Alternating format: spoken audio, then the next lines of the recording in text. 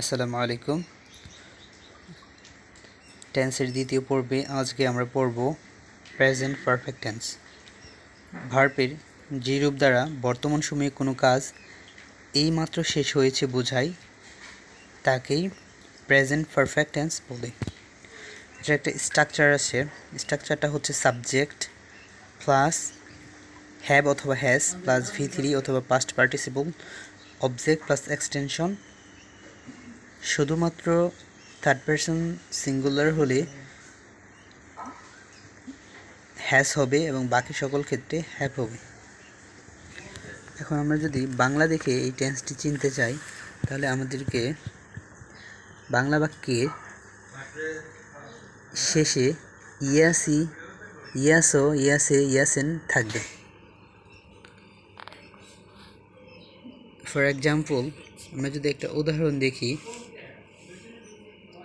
They have finished the work. Present perfect continuous tense ভার্বের যে রূপ দ্বারা কোনো কাজ অতীতে শুরু হয়ে বর্তমানে চলতেছে বোঝায় তাকে প্রেজেন্ট পারফেক্ট কন্টিনিউয়াস টেন্স বলে। বাংলা বাক্যে চেনার উপায়, বাংলা বাক্যের শেষে যাবত বা থেকে চলতেছে থাকবে।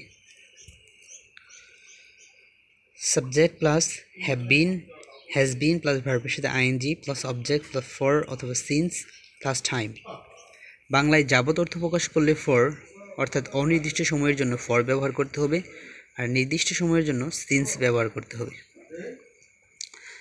উদাহরণস্বরূপ এখানে বলা আছে they have been going to market for 2 hours. তারা 2 ঘন্টা যাবৎ বাজারে যাইতেছে। He has been living in Dhaka since 2025। তিনি 2005 সাল থেকে ঢাকায় বাস করছেন। পরবর্তীতে যে টেন্সটা আছে সেটা হচ্ছে পাস্ট ইনডিফিনিট টেন্স। ভার্বের যে রূপ দ্বারা অতীতে বা অতীত সময়ে কোনো কাজ হয়েছিল বা ঘটেছিল বোঝায় তাকে ফার্স্ট ইনডিফিনিট টেন্স বলে। বাংলা বাক্যে চেনার উপায়, বাংলা বাক্যের শেষে লাম, লে, ল, তাম, তো, তেন ইত্যাদি থাকবে। সাবজেক্ট প্লাস মূল ভার্বের পাস্ট ফর্ম প্লাস V2, এটা হচ্ছে গঠন, স্ট্রাকচার। দেন একটা উদাহরণ দেখেন, এখানে 2টা উদাহরণ দেওয়া আছে।